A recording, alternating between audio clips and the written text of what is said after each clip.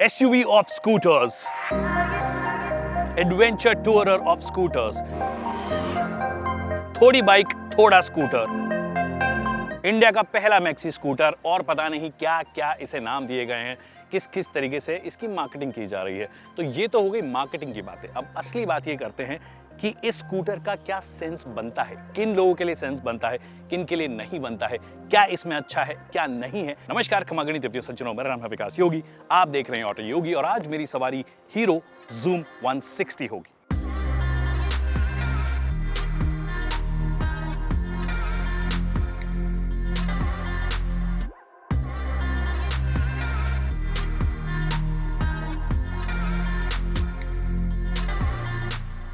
Alright, so the claim number 1, it is the SUV of scooters.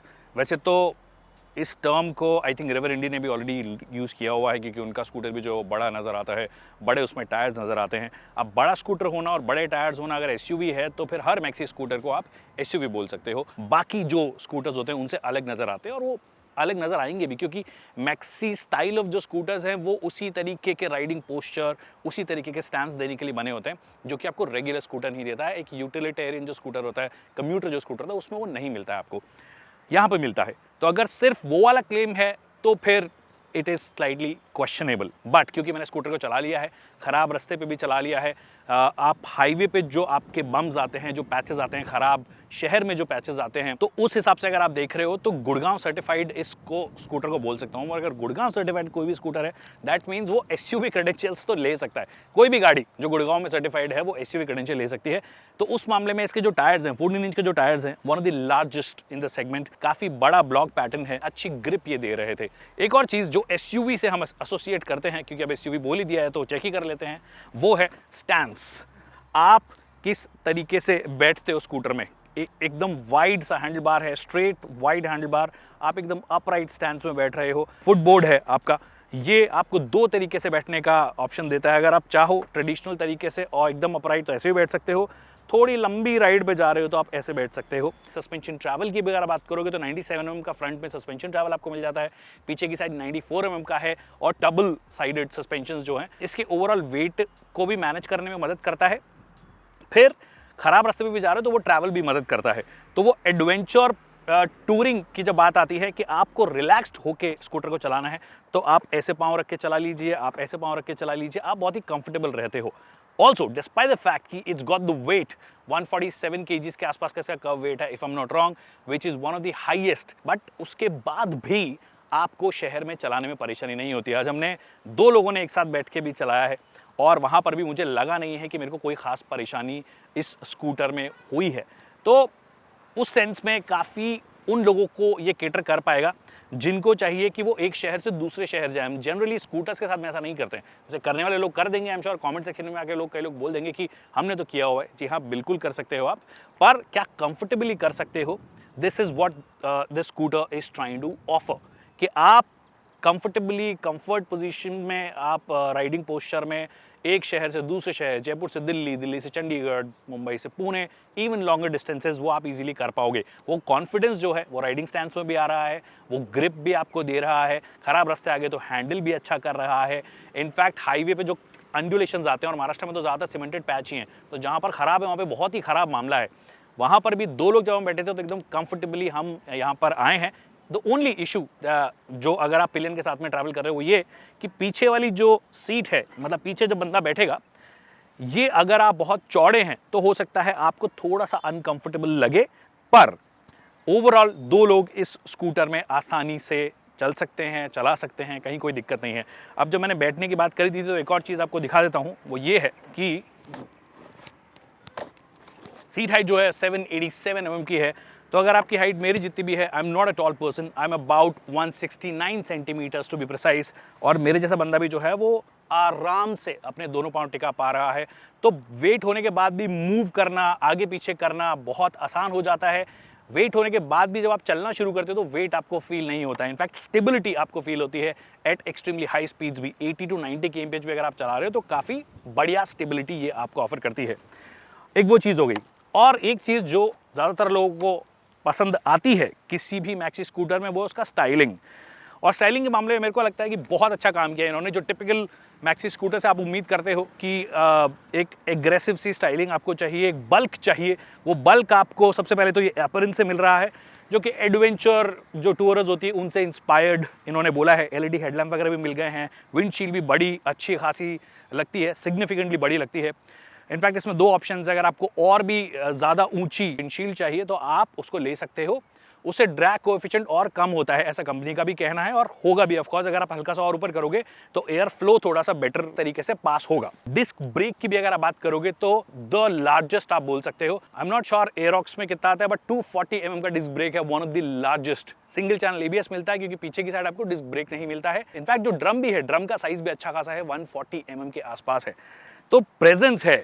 आप किसी भी तरीके से देखोगे तो बल्क नजर आएगा। अभी मैं थोड़े दिनों पहले एंटॉर्क चला के आया हूं 150, और वो 150 के हिसाब से बहुत छोटा नजर आता है, टायर्स भी छोटे हैं, हल्की भी लगती है, वो बल्क नजर नहीं आता उसके अंदर। हाँ, उसको एक एडवांटेज है कि उसका पावर टू वेट रेशियो बहुत अच्छा हो गया है, क्योंकि वेट जो है वो उसका एंटॉर्क 125 के जितना ही है, पर पावर जो है बढ़ गई, तो पावर टू वेट रेशियो बढ़ गया है। इसकी वजह से वो फास्ट फील होती है, थोड़ी एजाइल फील होती है, थोड़ी ईजी फील होती है। इनफैक्ट अगर आपका वेट कम भी है तो भी आप उसको ज़्यादा हैंडल अच्छे तरीके से हैंडल कर लोगे। बट यहां पर भी डिस्पाइट द वेट, 0 to 60 जो है 6.5 सेकंड्स में ये स्कूटर आपको करके दे रहा है। देखिए एक चीज है कि 60-70 तक कोई भी स्कूटर फास्ट होता है, 100 तक जाते जाते फिर उसको टाइम लगता है, तो 0 to 60 ये भी 6.5 सेकंड में कर रहा है, विच इज फास्ट इनफ। पर जब आप 60 से 100 जा रहे हो तो फिर थोड़ा स्लो हो जाएगा, बट उसके बाद भी 0 to 100 जो 15 सेकंड्स के आसपास करता है, which is still faster than a lot of जो कम्यूटर जो कार्स होती हैं उनके अंदर 15-16 सेकंड लगते हैं 100 जाने में, कई पुराने नेचुरली एस्पिरेटेड इंजन के। तो for a scooter I think it's fast enough. But engine में एक खास बात है, इंजन जो है वो 160 सीसी का है, बट लिक्विड कूल्ड टेक्नोलॉजी के साथ में आया है। लिक्विड कूलिंग के साथ साथ पावर आउटपुट फिगर्स भी जो हैं अच्छे हैं, लगभग 14.6 bhp के आसपास की मैक्सिमम पावर है, 14 Nm का टॉर्क है।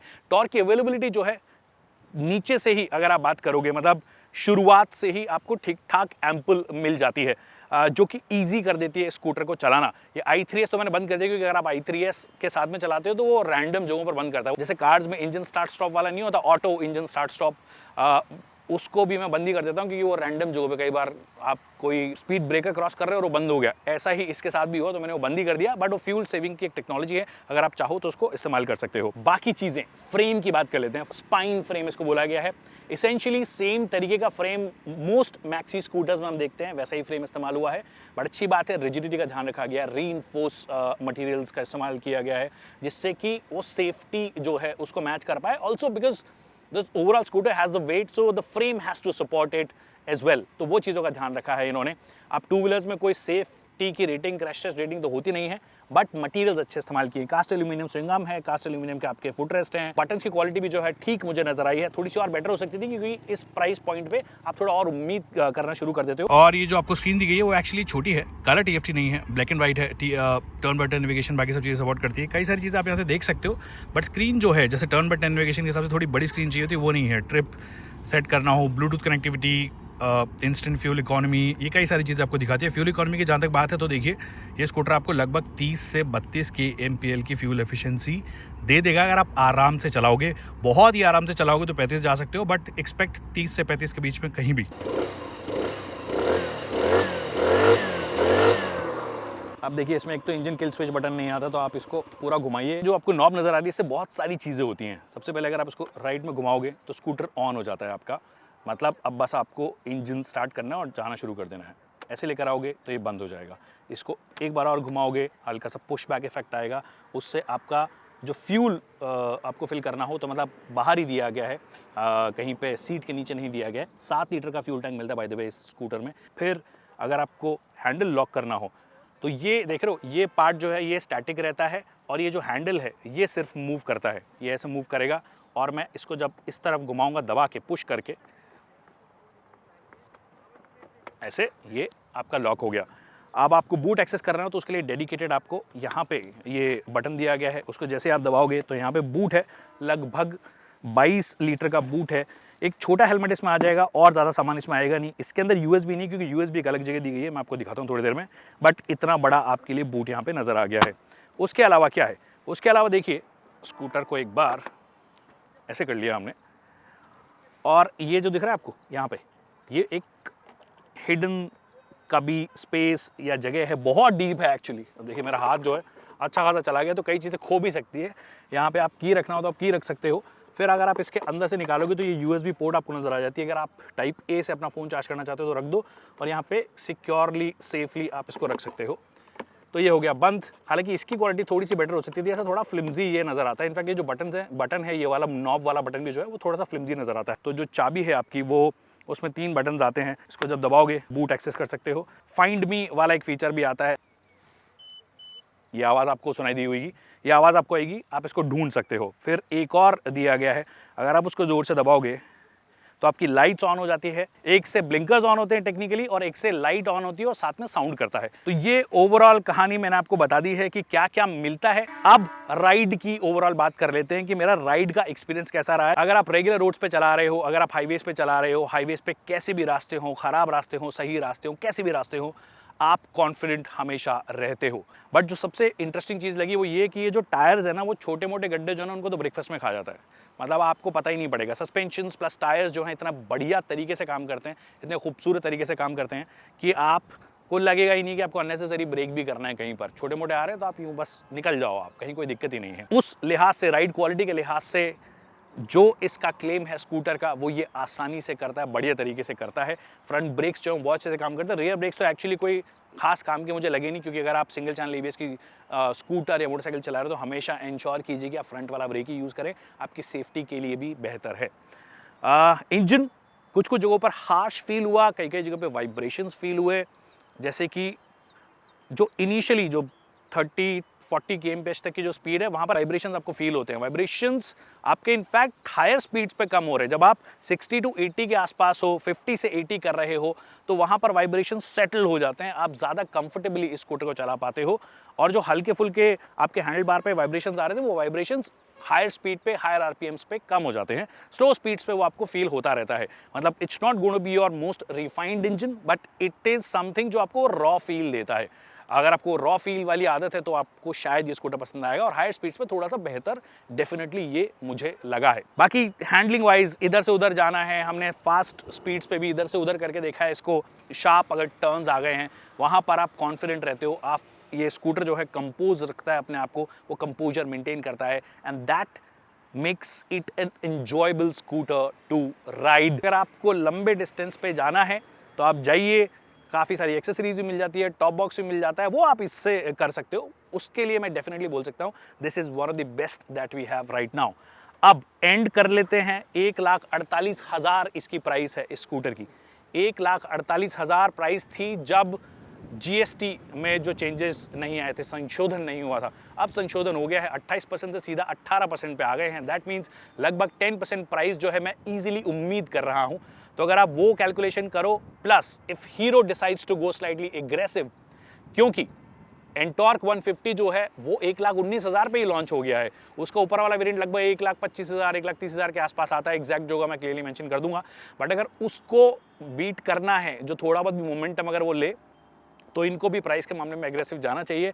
आई थिंक चलाने के बाद में मैं ये बोल सकता हूँ, this is one of those two wheelers who I would like to own, because I want my scooter to feel confident no matter where I go, regular roads, bad roads, any kind of roads or no roads. Thank you so much people for watching this video.